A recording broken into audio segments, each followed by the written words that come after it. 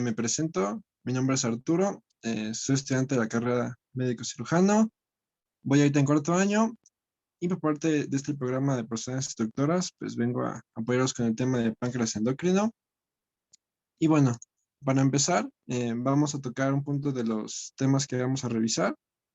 Primero tenemos, como manera de introducción, pues revisar como que la anatomía del páncreas, la anatomía funcional, en las interacciones que hay entre sus células, y después vamos a describir cada hormona importante que produce, en este caso la insulina, el glucagón y la somatostatina. Bueno, antes de empezar ya tal cual con el tema, si tienen alguna duda, por favor, vayan anotándolas y al final de la ponencia me las pueden decir.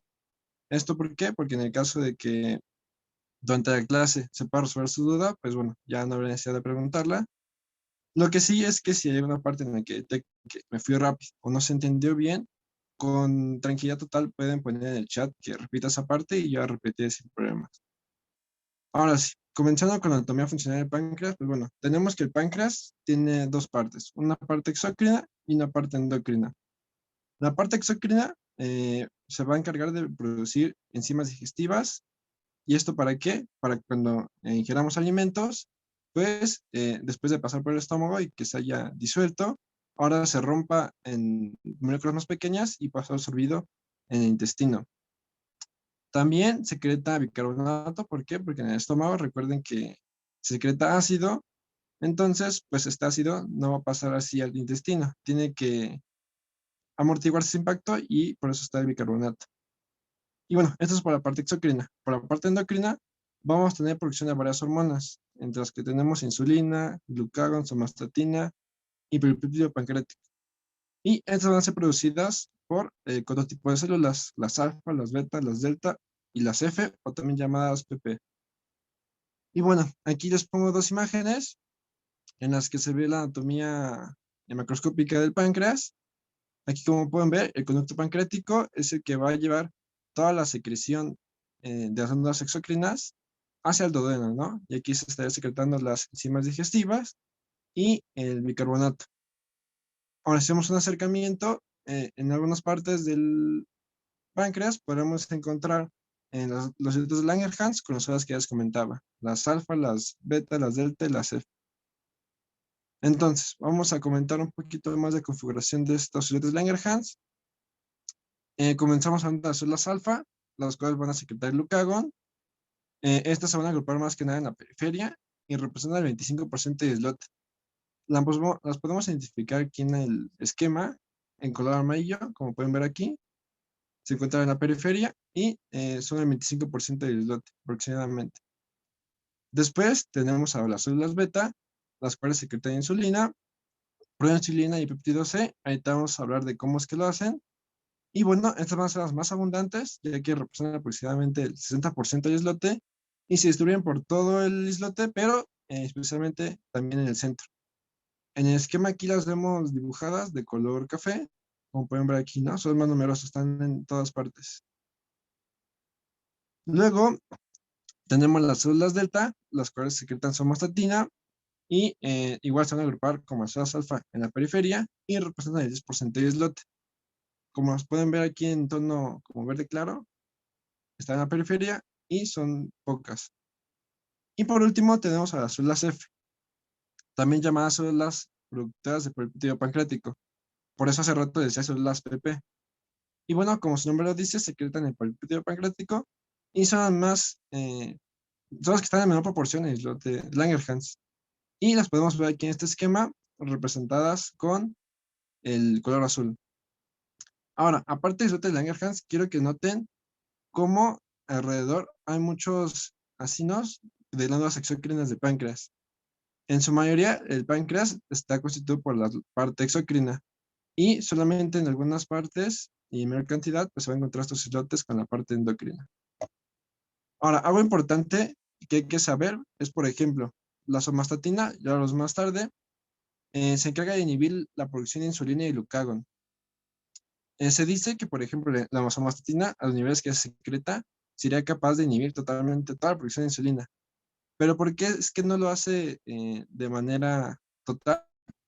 Pues bueno, hay que tener en cuenta que la vascularización de estas glándulas endocrinas va del centro para afuera.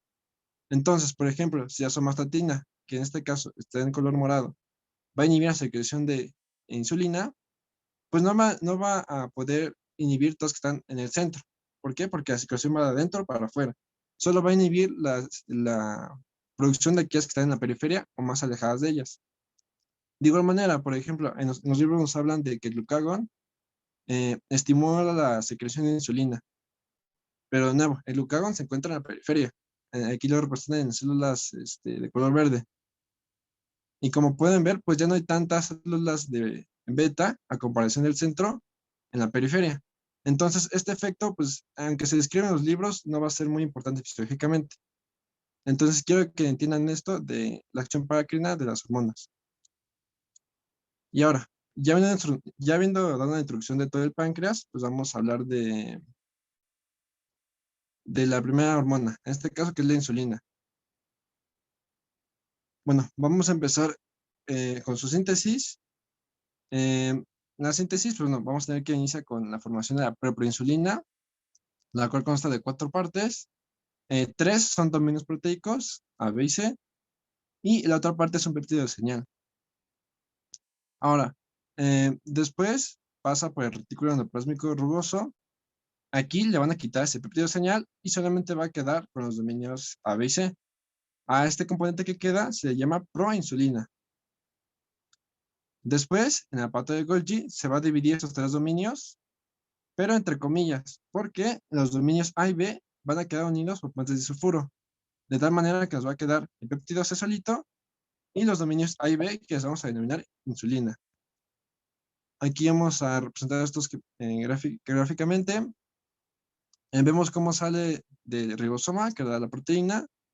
Aquí tenemos el retículo muy rugoso.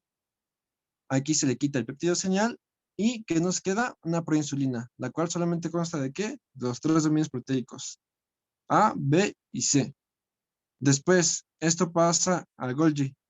Y aquí, ¿qué es lo que va a pasar en Golgi? Que la vamos a dividir. De manera que, ¿qué nos va a quedar? Un péptido C, solito, y la insulina, ¿no? Que consta del dominio A y el dominio B. Ahora, ya que tenemos esto, es importante decir que va a quedar de esa forma como un gránulo que más tarde puede ser secretado mediante regulaciones que vamos a tocar. Pero entonces se va a quedar este gránulo con estos contenidos. Ahora, es importante saber que, como ya vimos, se secreta en igual cantidad la insulina como el péptido C. La insulina, como ya veremos, tiene un tiempo de degradación muy rápido. Entonces, realmente, lo que midamos de insulina no nos va a decir qué tanto en realidad se está secretando. Entonces, para medir qué tanta insulina se está secretando, podemos usar el péptido C, el cual tarda aún más en degradarse y pues es igual, se secreta en cantidades similares a la insulina. Ahora, aparte de que tengamos péptido C, insulina en este gránulo, también hay pequeñas cantidades de preinsulina, que no va a tener muchos efectos fisiológicos, pero bueno, es importante también que lo sepan. Ahora, para la secreción de la insulina, bueno, hay que saber, como les decía, que tiene un tiempo de vida muy corto, aproximadamente 5 minutos. ¿Y esto por qué? Porque una vez que se secreta a la circulación, va a pasar por el sistema porta. Y aquí en el sistema porta, pues el hígado va a degradarlo. Va a degradarlo alrededor del 60% gracias a la enzima insulinasa. Entonces nos va a dejar solamente con un 40% de insulina que va a tener efectos sistémicos. Y bueno, es por esto que realmente dura poco la insulina. Y bueno, a pesar de que tenga un tiempo de vida corto, eso no quita que se siga secretando. Y usualmente cuando comemos, alrededor de 10 minutos después de comer, empieza a aumentar los niveles de insulina. ¿Para qué? Porque bueno, recordemos que la insulina, su acción general pues va a ser disminuir los niveles de glucosa en la sangre. Entonces, a los 10 minutos vamos a empezar a ver un aumento y alrededor de los 30 a 45 minutos vamos a ver un pico máximo de insulina.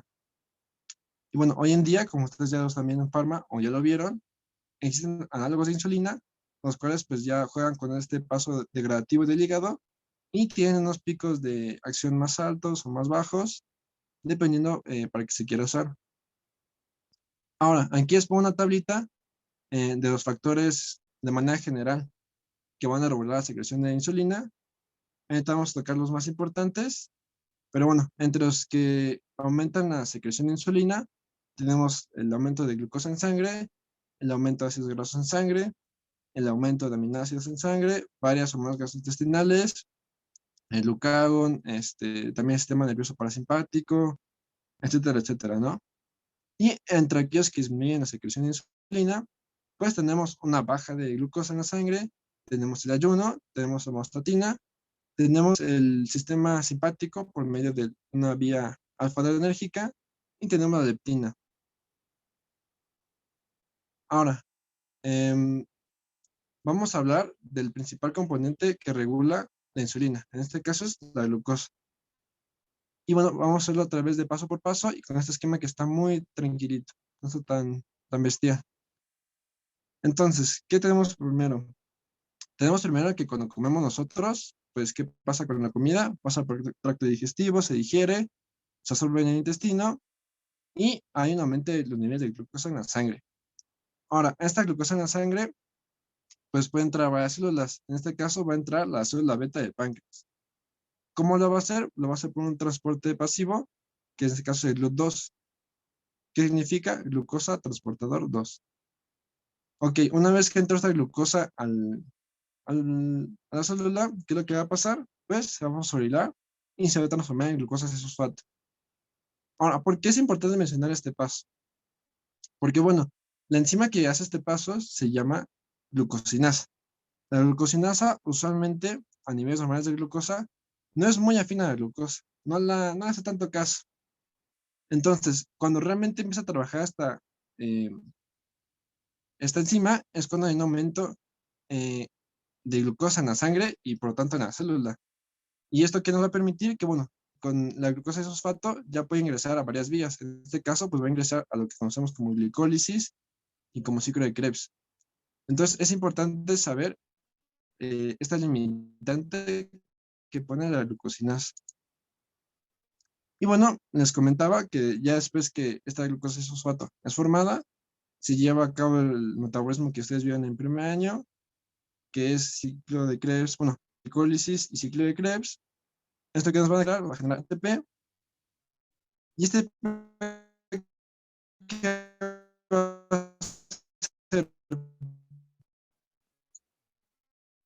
ATP, un canal negativo dentro de la célula. Entonces, ¿qué pasa si cerramos este canal? Pues el potasio se va a quedar adentro. Entonces, la célula se va a empezar a cargar de partículas positivas. ¿Y esto qué va a hacer? Pues que se exprese la célula. Esta despolarización, pues a su vez, ¿qué es lo que va a provocar? Que se abran unos canales de calcio dependientes de sodio. Y bueno, este calcio finalmente va a promover que las vesículas, bueno, los glóbulos secretores que ya teníamos de insulina con el péptido C se adhieran a la membrana plasmática y ahora sí liberen insulina torrente sanguínea. Si gustan que repita esta parte si alguien no entendió, pues queda en el chat y si no, pues continuaré con lo que sigue.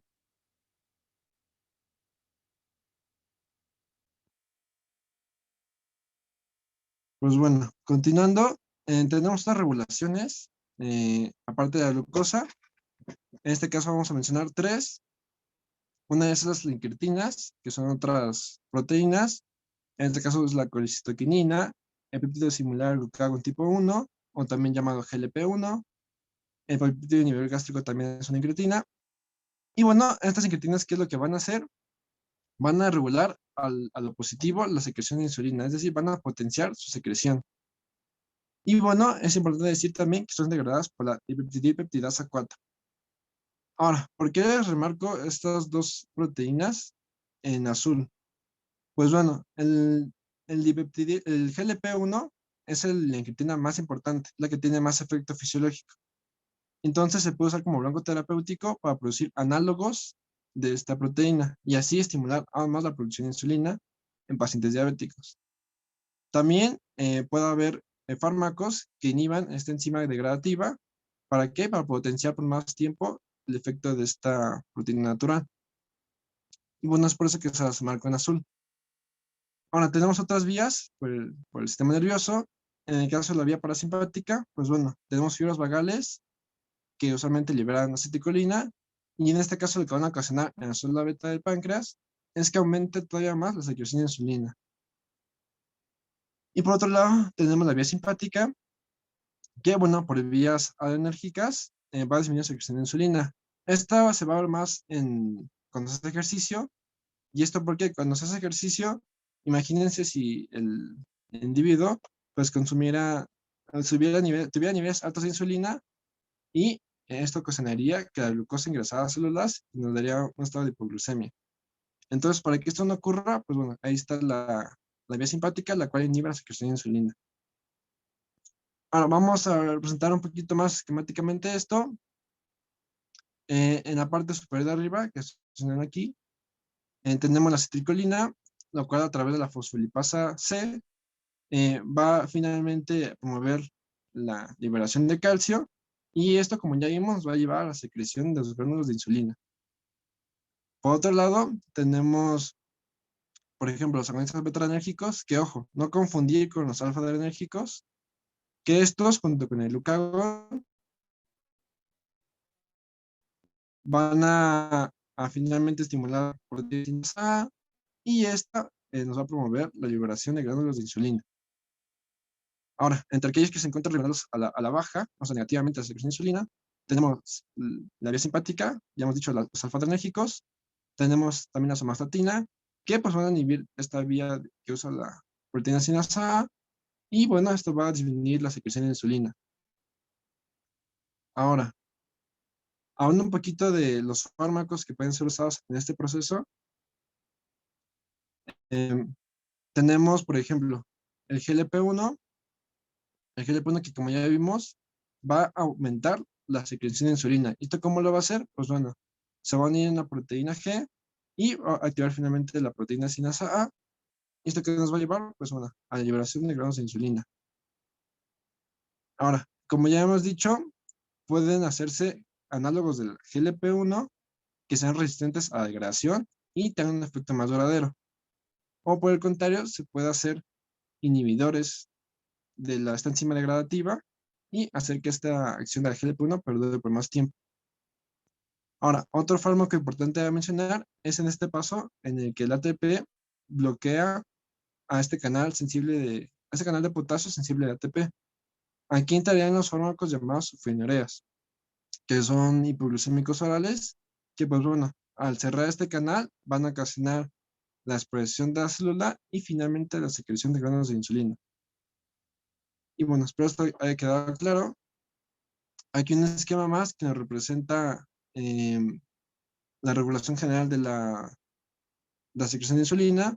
Aquí que va a destacar el sistema parasimpático, que bueno, ya se había dicho que se da por fibras vagales. Y esto que nos ayuda, que bueno, cuando estamos por comer o cuando ya estamos ingiriendo, además de que esperamos a que la glucosa llegue a sangre y sea admitida por la célula pancreática, pues también desde aquí ya la célula parasimpática, bueno, las fibras parasimpáticas van a ir sumando a la secreción de insulina. Entonces esto va a potenciar aún más la secreción de insulina. Y bueno, por el caso contrario, ya hemos visto que el sistema simpático pues va a inhibir finalmente la secreción de insulina. Ahora, ¿por qué les menciono tanto esto de aumentar tanto la secreción de insulina? Porque pues bueno, no es lo mismo ingerir glucosa vía oral a vía intravenosa. Entonces, aquí les pongo dos esquemas. Centrémonos en el esquema A, el de la izquierda, el cual nos grafica glucosa sobre el tiempo y también nos mide los niveles de insulina. Fijémonos primero en la línea de color verde. Esta línea de color verde nos representa la glucosa de alguien que consume glucosa vía oral. Entonces, ¿qué es lo que pasa? Consume la glucosa, llega a torrente sanguíneo, hay una elevación y luego disminuye. ¿Por qué disminuye? Bueno, por la presencia de insulina. Veamos cómo se da la gráfica de insulina. Sigamos primero la línea roja que está continua. Vemos cómo hay un pico de insulina y después baja. Pero si nosotros diéramos glucosa vía oral, vía intravenosa, esta insulina no se elevaría tanto. ¿Y esto por qué? Porque, bueno, la glucosa, el alimento, al no pasar por el sistema digestivo, pues no interfiere el sistema parasimpático, no interfiere en las incretinas, entonces no se potencia mucho esta acción de la secreción de insulina. Entonces, por vía intravenosa, así solamente entrando la glucosa a la célula pancreática, vemos que la producción es muy baja. Y bueno, aquí otro esquema que si bien esto es fisiología y no es patología, es importante que sepan que en el sujeto diabético, pues bueno, a pesar de que haya una estima de glucosa, pues la insulina o bien no va a ejercer su efecto, o bien ya no se va a producir tanto. ¿Por qué? Porque ya va a haber daño a las células pancreáticas por sobrecarga de trabajo en la producción de insulina.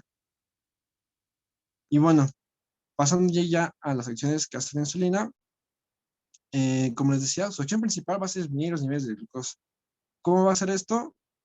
Va a hacerlo por dos maneras generales. Una, almacenar esa glucosa en forma de energía o usar esa energía de la glucosa para crear cosas o poder almacenar otras cosas. Entonces, primero empecemos con la insulina que llega a los receptores de las células. Va a llegar a un receptor llamado insulina receptor y una vez que llega este receptor, va a empezar su cascada de activaciones por medio de la IRC protein, que significa insulina receptor substrato. Bueno, substrato de receptor de insulina.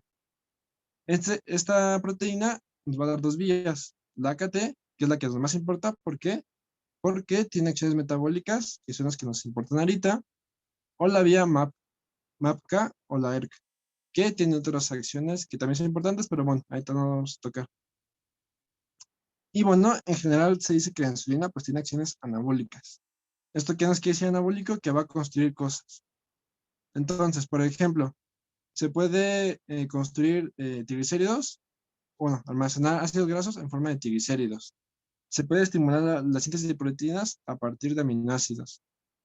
También se puede usar el ATP para muchas vías. También se puede usar para crear RNA y DNA. También se promueve la formación de organelos dentro de la célula, así como la reparación celular y la proliferación celular. Ahora, describiendo un poquito más esta vía AKT, que es la que tiene acciones metabólicas, tenemos todas estas vías. Aquí es importante que se sepan, mTOR qué hace y cuáles son sus metabolitos, qué no sé qué. Aquí es más importante que se queden con los cuadros verdes, que es decir, el efecto final que van a tener. Por ejemplo, las fosfatasas de proteína, ¿qué es lo que van a estimular? La glicólisis. ¿Qué es la glicólisis? Pues bueno, es la degradación de glucosa. ¿Esto para qué? Para obtener energía. ¿Para qué es energía? Para sintetizar proteínas, RNA, DNA, lípidos, ¿no? También va a estimular la glicogénesis. ¿Qué es la glicogénesis? La formación de glucógeno. ¿Esto para qué? Porque, bueno, tienes un excedente de glucosa. Entonces, ¿qué es lo que vas a hacer? Pues vas a guardarla para que si en un futuro requieres tu energía, pues la puedes usar de ahí. A su vez, pues bueno, vas a inhibir la glucogenólisis, ¿no? Si estás formando glucógeno, obviamente no quieres degradar. Igual, si estás degradando glucosa, no vas a querer formar nueva glucosa, entonces también se va a ver inhibida la gluconeogénesis. También se va a inhibir la oxidación la beta oxidación de ácidos grasos, la cetogénesis, la lipólisis. Ahora, en la vía mTOR, bueno, lo importante es que aquí se estimula la síntesis de proteínas y a su vez vas a inhibir la proteólisis y la autofagia. Y bueno, aquí también es importante mencionar la translocación de GLUT4. Ya hablábamos de un transporte de glucosa, el GLUT2, el cual es pasivo. Pero hay ciertos tejidos que cuando hay un aumento de glucosa, pues bueno, vas a provocar que se trasloque en la membrana otro transportador, en este caso es GLUT4. ¿Y esto para qué? Para que capte aún más glucosa y pueda hacer muchas más cosas con esta glucosa. Específicamente este GLUT4 lo vamos a ver en tejido graso y en tejido muscular. Ahora, aquí vamos a escribir un poquito de las acciones que llega a ser pues, la insulina dentro de la célula. En este caso es un hepatocito, que bueno, recordemos que aquí es donde pasa casi todo el efecto de la insulina, un 60%. Y bueno, primero tenemos que una vez que entra la glucosa a la sangre, ¿qué es lo que va a hacer luego? Luego la va a fosforilar. ¿Esto por qué? Porque vimos que esto que va haciendo que la célula aproveche más la glucosa. Además de que la glucosa con 6-fosfato ya no se puede salir de la célula por un transporte pasivo, ya se queda atrapada dentro de la célula. A su vez, si tú estimulas este paso, pues bueno, también quieres inhibir el otro para que no te regresen lo que ya hiciste. De manera general, aquí puede tomar dos vías. Una que de aquí hablábamos, que es que se obtenga energía a partir de esa glucosa para ser usada en otros procesos. o que esa glucosa se almacene, ¿no? En este caso, una síntesis de glucógeno. Aquí se aumenta la producción de glucógeno, de síntesis de glucógeno, y a su vez vas a disminuir su degradación. Por el contrario, si eliges que esta glucosa se vaya a la formación de ATP, pues bueno, este ATP se puede usar para, bueno, forma circular, por ejemplo, se puede usar para síntesis de ácidos grasos, que a su vez estos ácidos grasos junto con un glicerol se pueden almacenar en triglicéridos y ahí también tienes una forma de almacenar energía. O como tal, también puedes usar esta energía pues, para hacer proteínas a partir de aminoácidos. Y bueno, aquí les pongo una imagen de construcción de que entiendan que esto también es vías anabólicas o de almacenamiento. Esa es básicamente la función de la insulina, almacenamiento o estimular vías anabólicas. Ahora, eso fue en el hepatocito, que es la célula donde tiene más impacto. Pero bueno, también hay otras células en las que tiene muchísimo impacto la insulina, que es el músculo esquelético y los adipocitos. Aquí, en músculo esquelético y adipocitos, les pongo como que dos fases, en las fases en las que hay insulina y en las que no hay insulina. Aquí se denomina fase digestiva o fase de ayuno.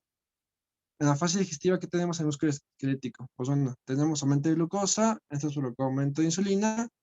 La insulina que hizo en el músculo, bueno, hizo que se traslocara el LUT4. El LUT4, ¿qué es lo que hace? Hace que entre más glucosa a la célula y con esta toda glucosa que está acumulando en la célula, el músculo, ¿qué es lo que va a hacer? Va a promover la creación de glucógeno, o sea, almacenar energía, la glucólisis. ¿Para qué? Para poder usarlo en vías anabólicas. Por el contrario, fase de ayuno. ¿Qué tenemos en la fase de ayuno? Tenemos poca glucosa en la sangre. ¿Va a haber estímulo para producir insulina? No, no va a haber. Entonces, ante la falta de energía, ¿qué es lo que puede hacer el músculo? Ah, pues mira, tengo glucógeno almacenado de la otra vez que comimos, entonces puedo romper ese glucógeno y obtener glucosa. Ahora, en el caso de los adipocitos va a pasar un proceso similar. Aquí lo que se va a usar, se va también a traslocar el LUT4 a la membrana celular y en vez de crear toda esta vía de glucólisis, lo que se va a hacer va a ser el glicerol 3P, el cual, pues bueno, se va a usar para unirlo a ácidos grasos y esterificarlos y formar triglicéridos. Qué bueno que recordemos los triglicéridos, a fin de cuentas, también es una forma de almacenar energía. Y así vamos a formar, pues, gotas de grasa. Ahora, otra acción que tienen los adipocitos es que en las membranas plasmáticas va a estimular la expresión de la lipoproteína lipasa. Esta proteína, ¿qué es lo que hace? Que bueno, si ve kilomicrones, que recuerden que los kilomicrones transportan triglicéridos, no ácidos grasos, en la sangre, si los ve, ¿qué es lo que va a hacer? Pues va a aumentar su excitación de estos ácidos grasos. ¿Para qué? Para meterlos entre la célula. ¿Y para qué? Para seguir almacenarlos en forma de triglicéridos. Entonces, como ven, pues bueno, el depósito estimula más que nada el almacenamiento, la insulina. Y bueno, en la fase 1, ¿qué es lo que tenemos? Tenemos ya mucha energía almacenada. Entonces, ¿qué es lo que va a hacer el depósito? Pues bueno, va a degradar estos triglicéridos, los va a transformar en ácidos grasos y ya sea que los detoxide completamente o puede transformarlos en cuerpos cetónicos para producir energía. Ahora, continuando con esto, ya vimos de manera general cómo se actúa la insulina, que recordemos, principal acción, disminuir niveles de glucosa en sangre. Y esto lo hace a través de dos vías, una anabólica y otra de almacenamiento. Ahora vamos a hablar del glucagón. Que el glucagón, pues bueno, antes que nada, es como que la parte opuesta de insulina. Pero bueno, empezamos de igual manera con su síntesis.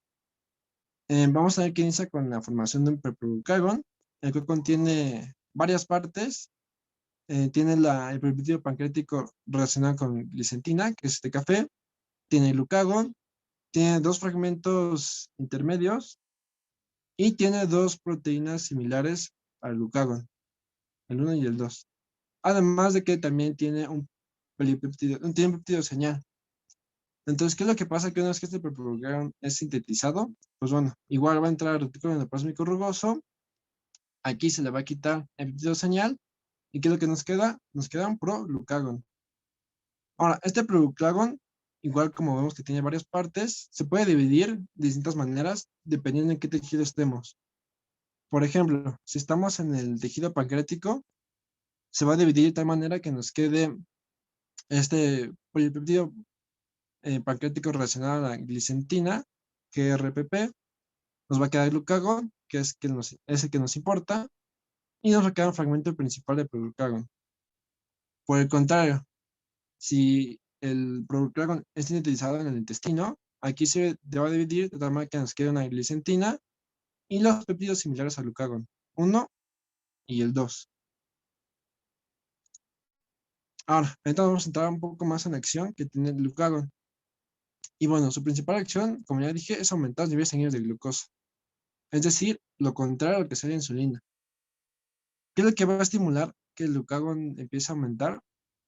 Pues bueno, que haya presencia de aminoácidos. Oye, ¿y esto por qué aminoácidos? Bueno, recordemos cómo es que se van usando estas macromoléculas para agarrar energía.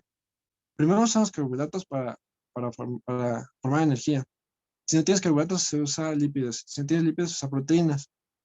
Entonces, esta presencia de proteínas, de aminoácidos, pues indica que ya estás agarrando como que cosas que no, porque recuerden que las proteínas son estructurales. Entonces, ¿qué es lo que va a hacer el glucagón? Pues mira, si tengo energía de reserva, es decir, glucógeno o triglicéridos, pues mira, los voy a usar. ¿Para qué? Para producir glucosa y de esta manera, pues no usar aminoácidos. Entonces, la presencia de aminoácidos es lo que aumenta la secreción de glucagón. Por el contrario, si hay glucosa en la sangre, pues ¿para qué quiero glucagón, no? ¿Para qué quiero más glucosa? Entonces, la presencia de glucosa es lo que disminuye la secreción de glucagón.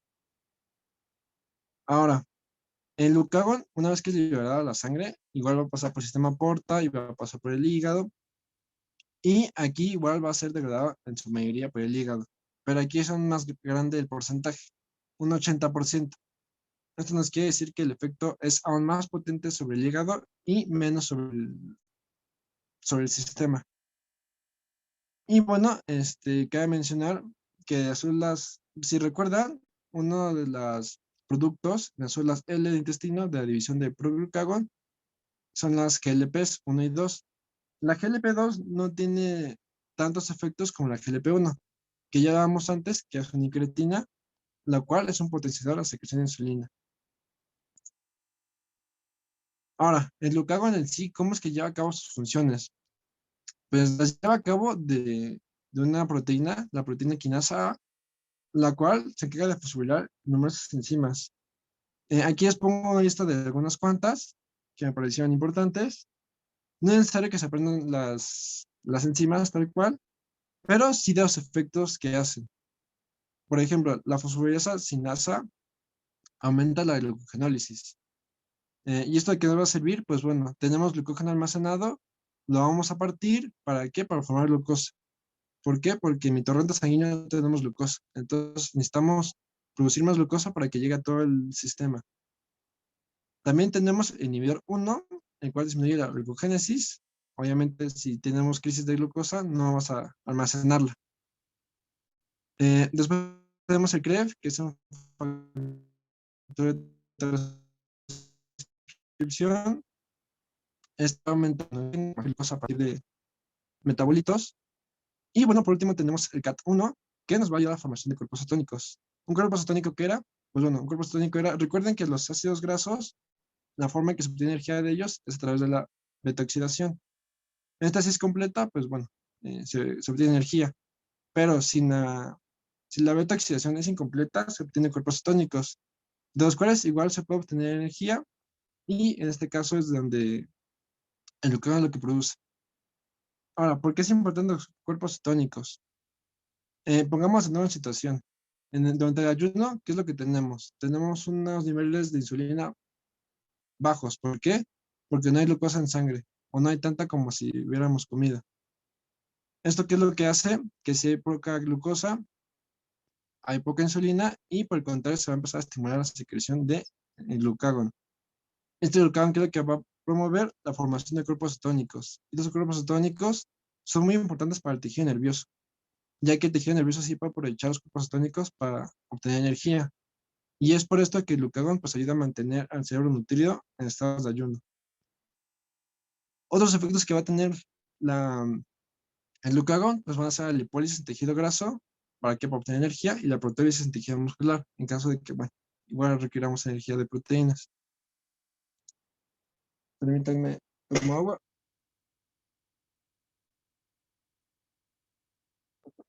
Y bueno, este esquema es similar que vimos con la insulina, pero bueno, ahora todo es al revés. Aquí tenemos cómo llega el glucagón en la parte de arriba. Llega una proteína G, finalmente activa la proteína sinasa A y todas sus funciones van a ser con el fin de obtener glucosa y que la glucosa pueda salir, ¿no? Entonces aquí lo que vamos a ver es que promueve la degradación del glucógeno y aumenta la gluconeogénesis. Esto, bueno, ya suena un poquito repetitivo, entonces vamos a pasar al siguiente diapositiva, que hablaremos ya de la última hormona, que será la somatostatina.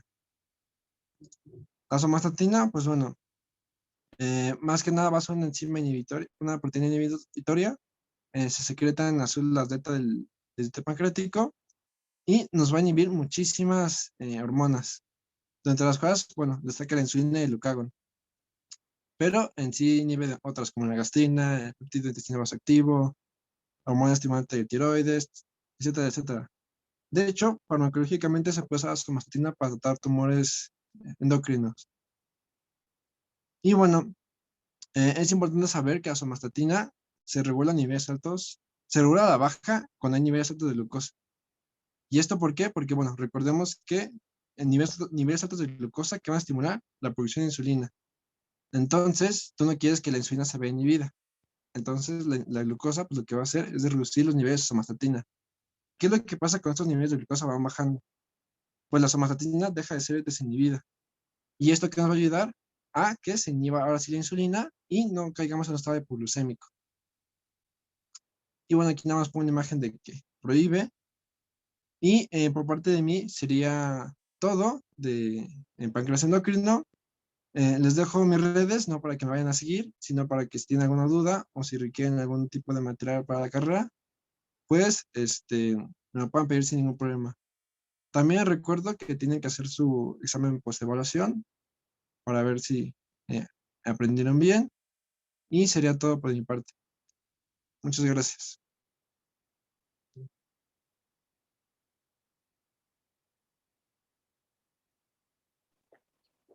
No sé si queda alguna duda por ahí.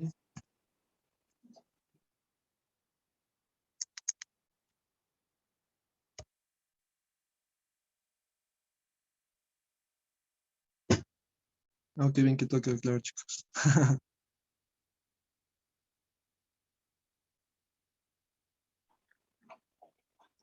Creo que no hay dudas.